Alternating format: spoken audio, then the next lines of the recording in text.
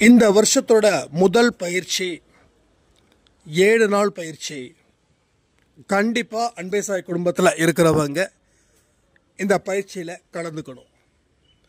ரெண்டாவது, நாம் செய்யக்கூடிய சின்ன சின்ன விஷயங்களால் நம்ம எந்த அளவுக்கு மோசமாக பாதிக்கப்பட்டிருக்கோம் அப்படின்ற விஷயத்தை கேட்டாவே உங்களுக்கு நிச்சயமாக தலை சுத்தல் வரும்.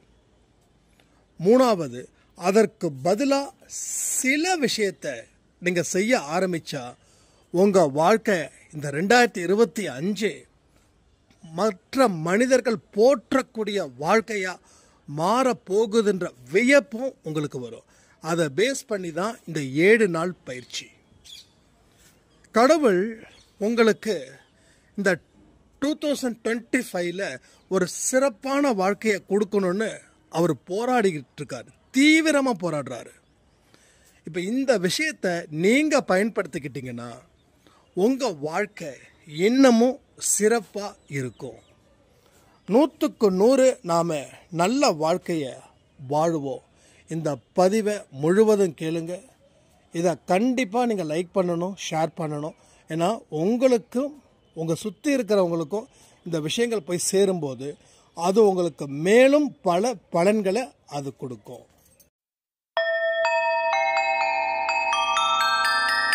ஓம் சாயிரா சாயிரா, ஓம் சாயிரா சாயிரா, ஓம் சாயிரா சாயிரா, அன்பே சாயிரா, பேரன்பே சாயிரா, அகிலம் தளிக்க ஆத்மா விழிக்க அனுதினம் சாயிரா, எங்கள் அன்பே சாயிரா.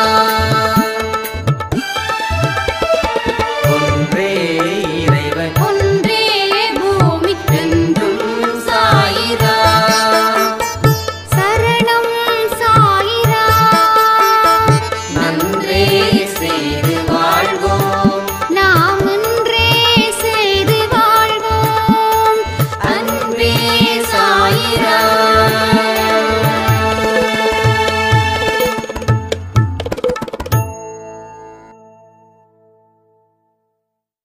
சாயிரா. என் உயிரின் உயிரானவர்களே,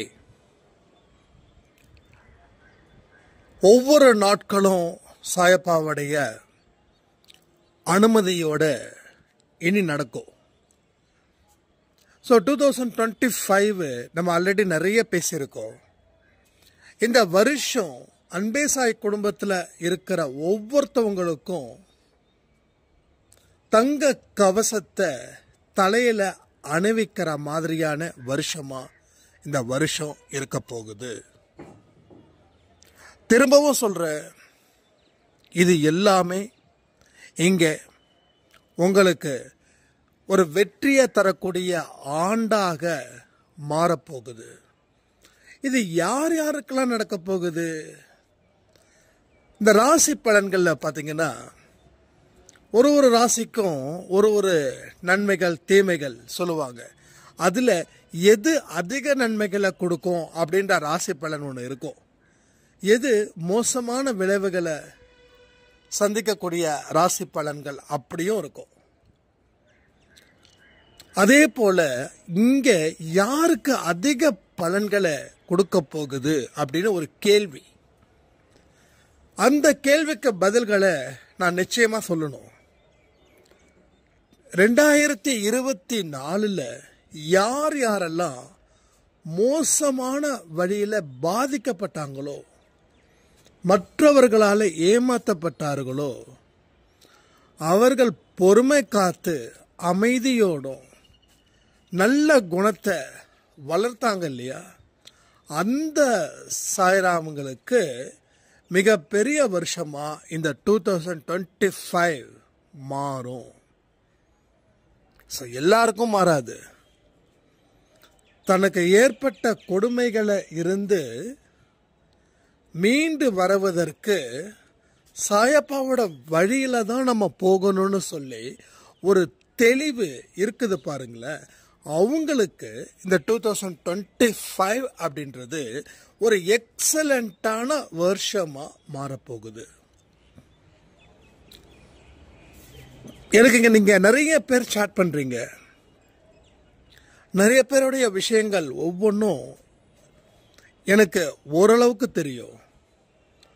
அதுல எத்தனை பேர் வெற்றி பெறுவார்கள் அப்படின்றதையும் என்னால ரொம்ப ரொம்ப தெளிவா சொல்ல முடியும்.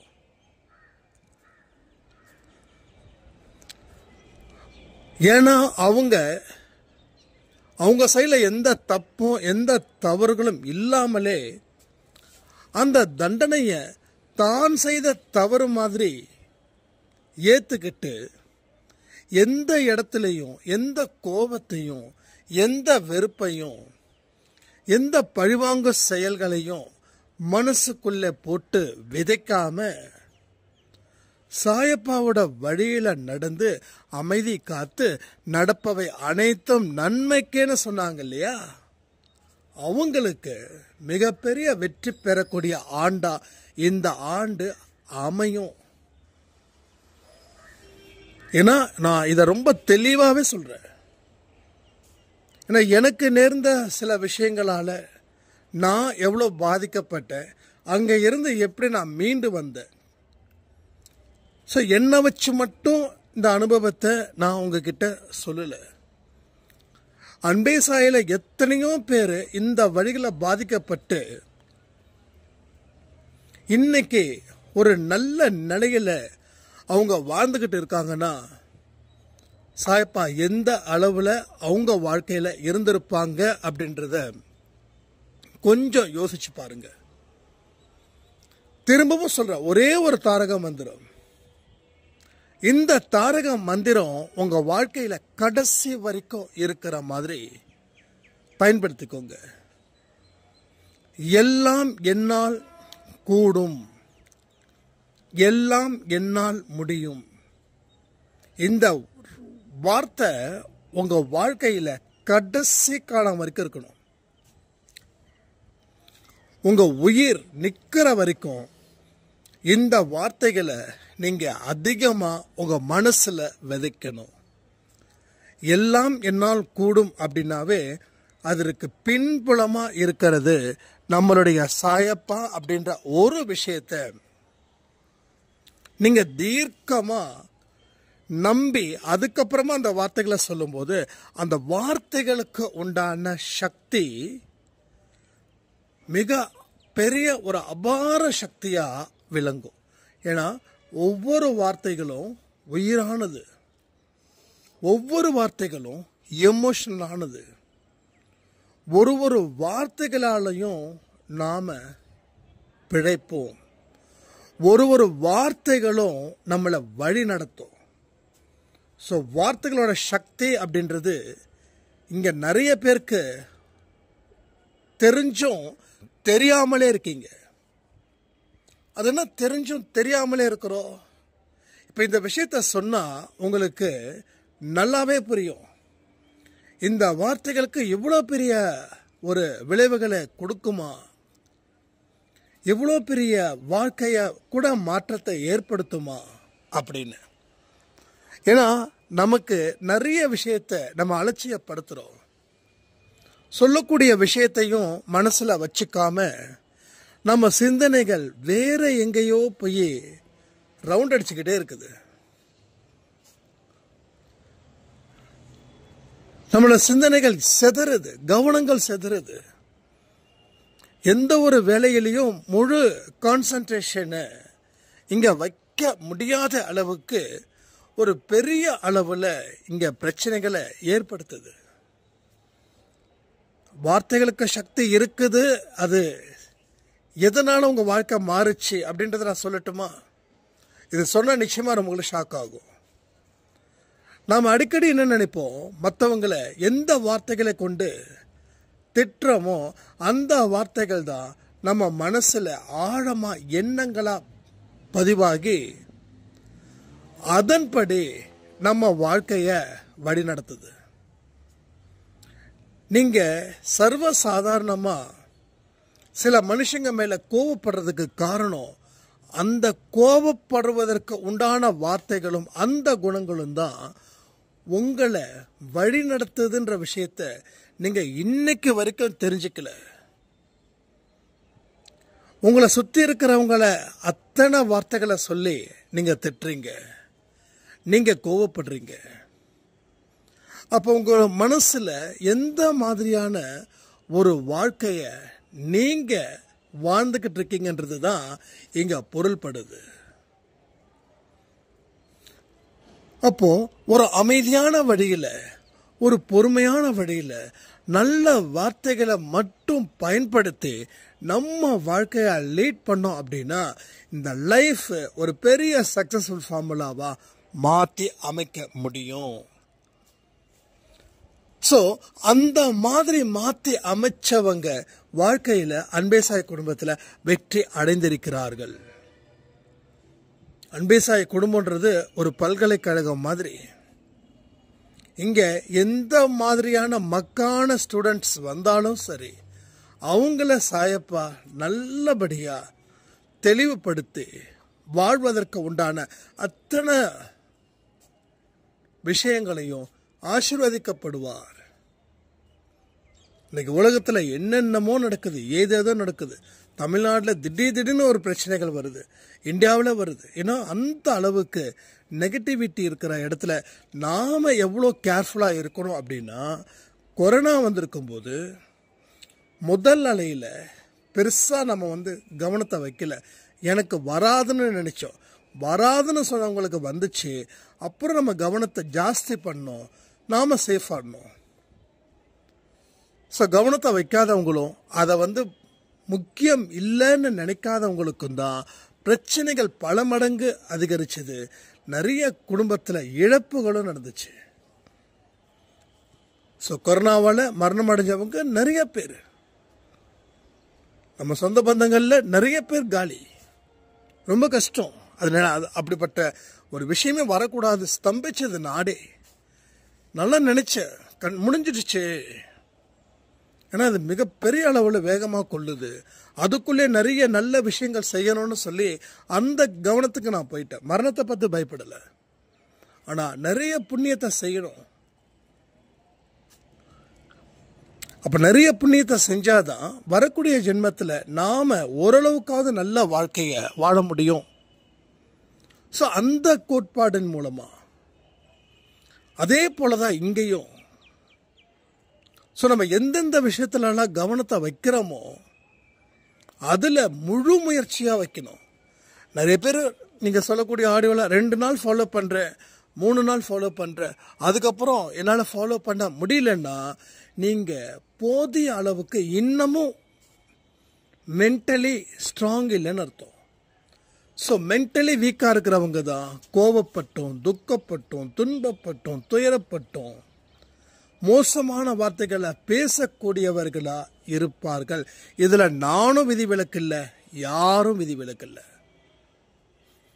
ஸோ மென்டலி ஸ்ட்ராங்காக இருக்கிறவங்களோட மைண்டு என்றைக்குமே சைலண்ட்டாக இருக்கும். உங்கள் மைண்டு சைலண்ட்டாக இருந்தால் உங்கள் மென்டலி ஸ்ட்ராங், உங்கள் மென்டல் ரொம்ப ஸ்ட்ராங்காக இருக்குதுன்னு அர்த்தம். ஸோ வீக்காக இருக்குதுன்னா நம்ம எமோஷ்னல் பேர் வழியாக இருப்போம், எல்லாத்தையும் கொட்டிடுவோம். எந்த ஒரு சின்ன துன்பமோ பெரிய துன்பமோ, துன்பம்னு ஒன்று வந்துருச்சுன்னா சின்னதாக இருந்தாலும் சரி அதை பெருசாக நினச்சிப்போம். ஒரு சின்னதாக அடிபட்டால் கூட நமக்கு ஏதோ ஒரு பெரிய தடை இருக்குது, அதனால தான் அடிபட்டு இருக்குதுன்னு நினைப்போம். ஸோ மென்டலி வீக்காக இருக்கவங்களுடைய மெயினான ஒரு ப்ரெஷர் இது. என்ன அடிபட்டாலும் சரி, என்ன வலிச்சாலும் சரி, என்ன தடைகள் வந்தாலும் சரி, நடப்பவை நன்மைக்குன்னு என்னைக்கு உங்கள் மென்டல் அளவில் நீங்கள் ஸ்ட்ராங்காக இருக்கீங்களோ அன்னைக்கு தான் உங்களால் வாழ்க்கையில் ஒரு சிறப்பான ஒரு தொடக்கத்தை நீங்கள் உருவாக்க முடியும். அதே போல் மென்டலி ஸ்ட்ராங் இல்லாதவங்க அடிக்கடி ஜாதகம் பார்ப்பாங்க, ஜாதக நோட்டோடையே அலைஞ்சிட்டு இருப்பாங்க. அந்த ஜாதக நோட்டு ரொம்ப பழசாக போயிருக்கும். சில பேரோட வீட்டில் ஜாதக நோட்டு புதுசாக இருந்துச்சுன்னா ஜாதக நோட்டுக்கு வேலை கொடுக்கலன்னு அர்த்தம். ரொம்ப பழசாகிடுச்சுன்னா அந்த ஜாதக நோட்டு மாசத்துல 2 நாளாவது பார்க்குறவங்களா இருப்பாங்க. அப்போ மாசத்துக்கு 2 நாள்னா 12 மாசத்துக்கு 24 தடவை தொட்டதுக்கெல்லாம் ஜாதகம் பார்க்குறவங்க இருக்காங்க. ஸோ அவங்க அத்தனை பேரும் மென்டலி ஸ்ட்ராங் இல்லைன்னு அர்த்தம். நீங்கள் ஜாதகம் பார்க்கறது அது உங்கள் நம்பிக்கையை பொறுத்தது, அதில் நான் தலையிடலை. ஆனால் எனக்கு பொறுத்த வரைக்கும் ஜாதகமே கிழிச்சு போட்ட ஒரு டைமில் அது இருந்தால் தானே நீ பார்ப்ப. என்னைக்கு அதை பார்க்கலையோ அன்னைக்கு மென்டலி நான் ஸ்ட்ராங்காக இருந்தேன். என்னைக்கு நான் அதை பார்க்க ஆரம்பிச்சினோ அன்றைக்கி நான் மென்டலி நான் வீக் பர்சனாக இருந்தேன். ஏன்னா நாம் என்ன உருவாக்கணும்னு நினைக்கிறோமோ அதுக்கு நம்ம முயற்சியும் உழைப்பும் இல்லாமல் எந்த ஒரு விஷயமும் நடக்காது. முயற்சியும் உழைப்பும் இருக்கணும். இது இல்லாமல் கோயிலுக்கு விளக்கேற்றுறதோ இல்லை கட்டம் சரியான சொல்லி பரிகாரம் பண்ணுறதோ இது எதுவுமே இங்கே வேலைக்கு ஆகாது. அதனால் எந்த பிரயோஜனமும் கிடையாது. அப்போ நாம் நல்லா இருக்கணும்னா நம்ம வார்த்தைகளை கவனிக்கணும். எவ்வளோ பெரிய கஷ்டங்கள் யார் கொடுத்தாலும் சரி, உங்கள் பக்கம் நியாயம் இருந்தாலும் சரி, இப்போல்லாம் நியாயம் இருந்தால் நான் ஏன் அடி பண்ணியணும், என் மேலே என்ன தப்பு இருக்குதுன்னு சொல்லி நாம் பயங்கரமாக ஃபோர்ஸிங்கில் நம்மளை நாம் பாவத்தை செய்கிறோம். நல்லா யோசிச்சு பாருங்க. தப்பு செய்கிறாம பாவத்தை செய்யலாம், தப்பு செய்யாத நாம ஏன் பாவத்தை செய்யணும்? எத்தனை பேர் இதை நினைச்சிருக்கீங்க? தப்பு செஞ்சவனுக்கு தான் தண்டனை, தப்பு செய்யாதவனுக்கு ஏன் தண்டனை கிடைக்குது? அப்போ கடவுள் தப்பு பண்றாரா இல்லை நாம தப்பு பண்றோமா? ஆனா இந்த உலகத்தோட பார்வையில் கடவுள் தப்பு பண்றதாகவே நாம நினைச்சிட்டு இருக்கோம். அப்படி நினைச்சுக்கிட்டு இருக்கிறதால தான் நாம இப்படிப்பட்ட மோசமான வாழ்க்கையை வாழ்ந்துக்கிட்டு இருக்கோம். ஸோ கடவுள் எனக்கு தப்பு பண்ணலை. ஒருத்தர் தப்பு பண்ணுறான்னா தப்பு பண்ணுறவனுக்கு தான் தண்டனை, அப்பாவிக்கு தண்டனை இல்லை. ஆனால் இங்கே ஏன் அப்பாவிக்கு தண்டனை, அதாவது நமக்கு ஏன் தண்டனை இருக்குதுன்னா அவனை நாம் சபிக்கிறதால அதன் மூலமாக நாம் பெறக்கூடிய தண்டனை. புரியுதா உங்களுக்கு? நாம் தண்டனைக்கு ஏன் ஏற்றுக்கிறோன்னா நம்மளே வலுக்கட்டாயமாக ஒரு வலையில் போய் சிக்கிக்கிறோம். வலையே போடல, வலை இருக்கிற இடத்துல நாம் போய் சிக்கிறோம். அப்போது அந்த மீனுக்கு வலை போட்டவனுக்கு அது ரொம்ப சாதகமாக போயிடுச்சு. என்னடா நம்ம வலையை போடவே இல்லை, வலை போடுறதுக்கு எந்த கஷ்டமும் படலை, ஆனால் வாலண்டரியாக விழுந்துக்கிறாங்களே, அதோ வலுக்கட்டாயமாக விழுந்துடுறாங்களே அப்படின்ற மாதிரி தான் நாம் வலுக்கட்டாயத்தின் பேரில் அந்த வலைக்குள்ளே மாட்டிக்கிறோம். இப்போதான் உங்களுக்கு புரியும்னு நினைக்கிறேன். ஏன்னா ஏன் நீங்கள் பாவம் செய்யாமலே தண்டனையை அனுபவிக்கிறீங்கன்னா ஒவ்வொரு மனுஷனும் உங்களுக்கு எதிராக செயல்படும் போது உங்களால் பொறுமையை இழந்து நீங்கள் சொல்லக்கூடிய வார்த்தைகள், அந்த வார்த்தைகள் மூலமாக பெறக்கூடிய பாவங்கள்,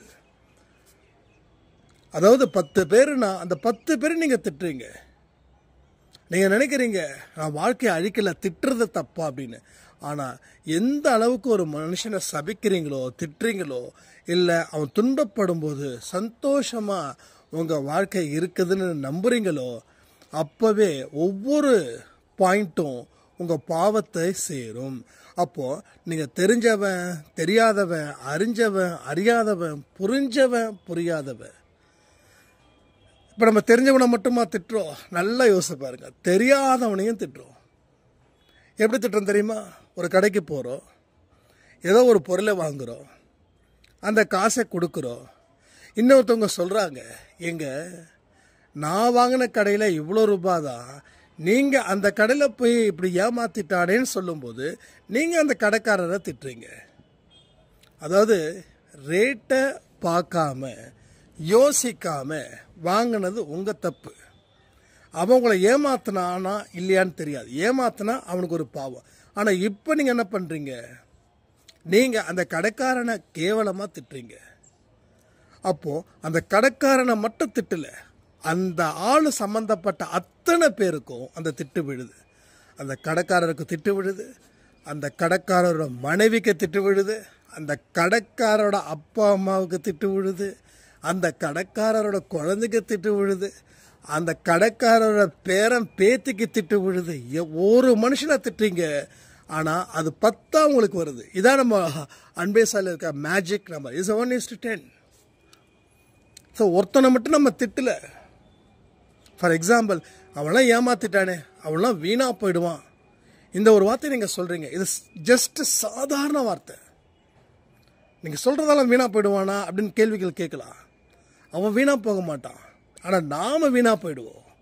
ஏன்னா அவனை நம்பி ஒரு 10 பேர் இருக்கிறாங்க. அவன் வீணாக போயிட்டா அந்த 10 பேருக்கும் ஏகப்பட்ட பிரச்சனைகள் வரும். நல்ல மைனூட்டாக அக்யூரேட்டாக நீங்கள் பாருங்கள்.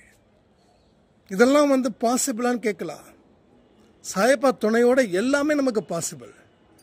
ஸோ இது பெரிய ஒரு எஃபெக்டிவ், இது மிகப்பெரிய ஒரு வலிமை, இது நல்ல ஒரு தொடக்கம், இது நல்ல ஒரு முயற்சி.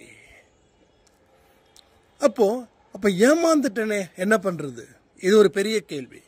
ஒன்று, அவங்கக்கிட்ட போய் கேளுங்க, சார் இது மாதிரி இப்படி இருக்குது, இப்படி ஒரு ரேட்டிங்க வாங்கியிருக்கோம், நாங்கள் உங்களை நம்பி தானே வந்திருக்கோம், கொஞ்சம் பார்த்து பண்ணி கொடுங்கன்னா நல்ல மனசாட்சி இருக்கிறவன் செஞ்சு கொடுப்பான். இல்லை முடியாது, நீங்கள் வாங்கினதானா ஒரு சிரிச்ச முகத்தோட ஓகேங்க கேட்கலான்னு வந்தோம், தப்பாக நினச்சிக்க வேண்டாம், சாரி, அவ்வளோதான். இதில் சொல்கிறதுக்கு என்ன பிரச்சனை வந்துட போகுது? இப்போ நீங்கள் அவனை திட்டுறதால உங்களுக்கு லாபம் இல்லை, ஏற்கனவே உங்களுக்கு ஒரு நஷ்டம். அந்த நஷ்டத்தில் அவனை திட்டுறதால வரக்கூடிய ஒரு நஷ்டமும் சேர்ந்து நிற்குது. இப்போ 2 நஷ்டமும் உங்களை படாத சித்திரவதையை அது கொடுக்குது. ஒன்று, சம்மந்தப்பட்ட ஆள்கிட்ட இப்படிப்பட்ட விஷயம் இருந்துச்சு, என்ன பண்ணான்னு கேளுங்க. ஒன்று, அவங்க அட்ஜஸ்ட் பண்ணி கொடுக்கட்டும். இல்லையா, பரவாயில்லைங்க, ரொம்ப தேங்க்ஸ், தப்பாக நினச்சிக்காதீங்க அப்படின்னு சொல்லி வாங்க, தப்பே கிடையாது. அப்போ கூட அவர் குறைப்பாருன்றதுக்காக ஆக்ட் பண்ண வேண்டாம். உண்மையான மனசோட நீங்கள் இருந்து பாருங்கள். இப்போ எந்த மனுஷன் மேலேயும் கோவம் வராது. அதான் நான் சொன்னேன், தெரிஞ்சவன் மேலேயும் சீர்றோம், தெரியாதவன் மேலேயும் சீர்றோம். ரைட்டா? நான் கூட சம்டைம்ஸ் கால் டாக்ஸி இல்லை ஆட்டோவில் போகும்போது அவங்க 150 ரூபா அப்படின்னு தான் நமக்கு தெரியும். நம்ம ஏற்கனவே போன ரூட்டை வச்சு தான் நம்ம பேசுவோம். அவங்க 250, 300 கொடுங்கன்னு சொல்லுவாங்க. இல்லை வேண்டாம் அப்படின்னா 2-3 பேர் வருவாங்க. அவங்க இல்லைங்க 200, இல்லை 150 தான், 150 தான். ஃபைனலி ஒருத்தர் வருவார், அவரும் பார்கெயின் பண்ணுவார், 150 தான். இப்போ நான் அந்த ஆட்டோவில் ஏறி உக்காந்ததுக்கப்புறம் அவங்களுடைய ஆக்டிவிட்டீஸை பொறுத்து நான் சேர்த்து அவங்க சொன்ன தொகையை கொடுப்பேன். இதனால் அவங்க ஹாப்பி. இந்த 50 ரூபாயில் நான் கோட்டை கட்ட போகிறதில்ல. ஆனால் நான் கொடுக்குற 50 ரூபாயில் அவங்களுக்கு ஏதாவது ஒரு வேலை, ஏன்னா அவங்க பிஸ்னஸ். இப்போ எனக்கு அது பிஸ்னஸ் கிடையாது, ஆட்டோ ஓட்டுறது என் பிஸ்னஸ் கிடையாது. பட் அவங்களுக்கு அது பிஸ்னஸ், அவங்கள நம்பி குடும்பம் இருக்குது. அப்போ மனதார இருந்தாங்கன்னா அவங்க அவ்வளோ ஒரு ஹாப்பி மூமெண்ட் அவங்களுக்கு இருக்கும். ஸோ அந்த சந்தோஷம் அது நமக்கு கிடைக்கக்கூடிய வாழ்க்கையில் ஒரு புண்ணியம் கூட வச்சுக்கலாம். இல்லை நம்ம வாழ்க்கையில் வரக்கூடிய கர்மாவை அகற்றுவதற்கு அதுவும் ஒரு பாயிண்ட்டாக அங்கேயும் இருக்கும். ஸோ இதுதான் தெரிஞ்சவன் தெரியாதவன். ஸோ தெரிஞ்சவன்கிட்ட மட்டும் நாம் பாவத்தை சம்பாதிக்கலை, இது மாதிரி தெரியாதவங்க கிட்டேயும் பாவத்தை நம்ம சம்பாதிக்கிறோம். ஸோ எதுவாக இருக்கட்டும், எங்கேயா இருக்கட்டும், புன்னகையை மட்டும் எப்பயுமே நீங்கள் மாற்றாதீங்க. இனிமேலாவது நாம் எந்த அளவுக்கு தெளிவாக இருக்கோமோ அந்த அளவுக்கு நம்மளுடைய பாவம் அப்படின்ற பேயை நாம் ஓட்டலாம். இல்லைன்னா அந்த பாவன்ற பேய் ஆட்டோமேட்டிக்காக நம்மக்கிட்ட நம்மளை நாசம் பண்ணாமல் விடாது. இது எல்லாமே உங்களுக்கு சாதாரணமான விஷயமாக தான் தெரியும். ஆனால் கொஞ்சம் பயிற்சி பண்ணுங்க. அடுத்த ஒரு பயிற்சி ஆரம்பிக்கலாமா? ஒரே ஒரு வாரம், ஜஸ்ட் 7 days, இந்த மண்டே டு நெக்ஸ்ட் மண்டே வரைக்கும் யார் என்ன கோவப்பட்டாலும் நீங்கள் கோவப்படக்கூடாது. Point number 1. And point number 2, உங்கள் பக்கம் 100% நியாயம் இருந்தாலும் சரி, உங்கள் மேலே தப்பு இருக்கிற மாதிரி நீங்கள் அமைதியான முறையில் இருக்கணும். தெரிஞ்சவங்க தெரியாதவங்க அவங்க ஏமாற்றிட்டாங்க இவங்க ஏமாற்றிட்டாங்கன்னு சொல்லி எரிமலை மாதிரி வெடிக்கிறத நிறுத்தணும். ஜஸ்ட் 7 days மட்டும் எனக்கு நீங்கள் கொடுங்க. சாயப்பா உங்கள் வாழ்க்கையில் ஒரு பெரிய மாற்றத்தை நிச்சயமாக ஏற்படுத்துவார். ஸோ இந்த நேரத்தில் உங்களை அமைதியை குலைக்கிறதுக்காக பல சோதனைகளும் வரும். என்றைக்கு ஒரு பயிற்சியில் நம்ம தொடங்குகிறோமோ அது பயிற்சி கிடையாது, அது ஒரு சோதனை. அந்த சோதனை காலத்தில் நீங்கள் இன்னமும் கேர்ஃபுல்லாக இருக்கணும், ரொம்ப ரொம்ப கேர்ஃபுல்லாக இருக்கணும். ஏன்னா எந்த நேரத்தில் வேணாலும் உங்களை வம்புக்கு இழுக்கும் சில விஷயங்கள். அப்போ அதில் இருந்து நாம் மீளணும். அப்போ இதை மீண்டுட்டா நமக்கு சொர்க்கம்தான், நரகம் இல்லை, சொர்க்கம். அப்போ அன்பே சாயில சொல்லக்கூடிய பயிற்சிகள் கடவுளுடைய நேரடி கண்காணிப்பில் இருக்குது. சாயப்பாவோட நேரடி கண்காணிப்பில் தான் இந்த பயிற்சியே இருக்குதுன்றதை மறந்துடாதீங்க. சந்தோஷ் அப்படின்ற தனி மனுஷன் எதையுமே சொல்லலை. அப்படி அவன் சொல்கிறான் அப்படின்னா தயவு செய்து அதை மனசை மாற்றிக்கோங்க. இது கடவுளால் ஏன் மூலமாக சொல்லப்பட்டு அது உங்ககிட்ட நான் கொடுக்குறேன். இன்னமும் சொல்கிறேன், நான் வெறும் ஒரு கருவி தான். நான் உங்களுக்கு பேசுகிறது எப்படி ஃபோன் மூலமாக உங்களுக்கு கிடைக்குதோ, அப்போ ஃபோன் சாயப்பா கிடையாது.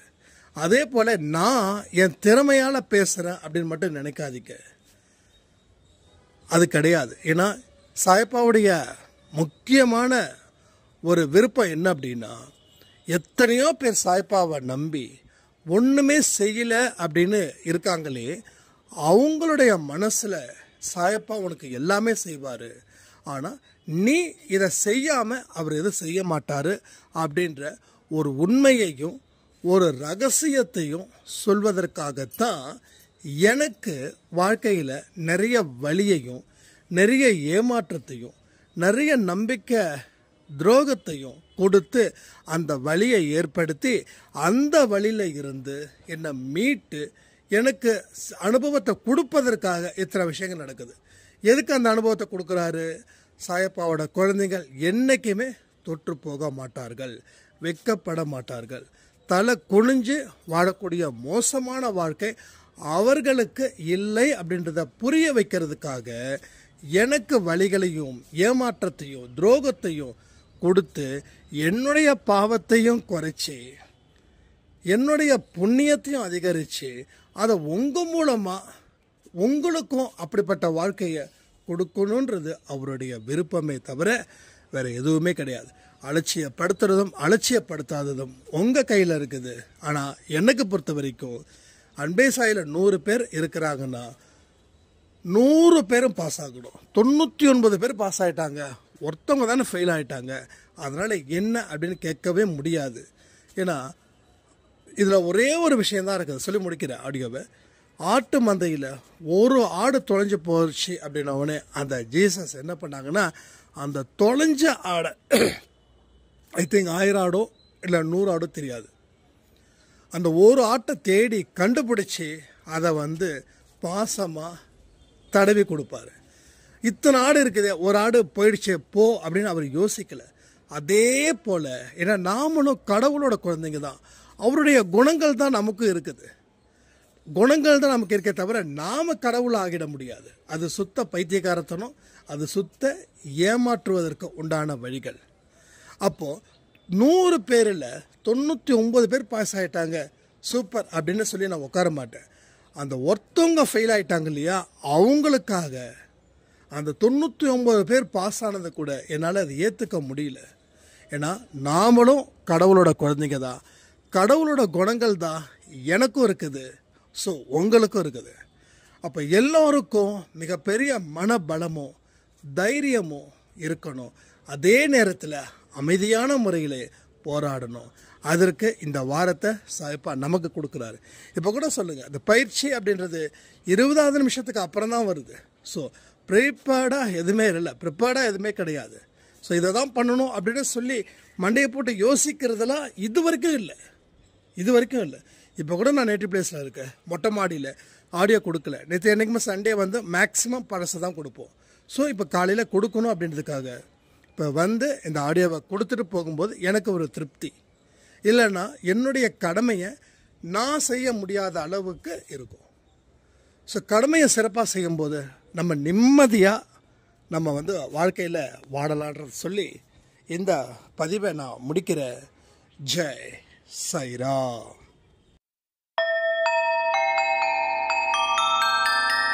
ஓம் சாயிராம். ஓம் சாயிராம்.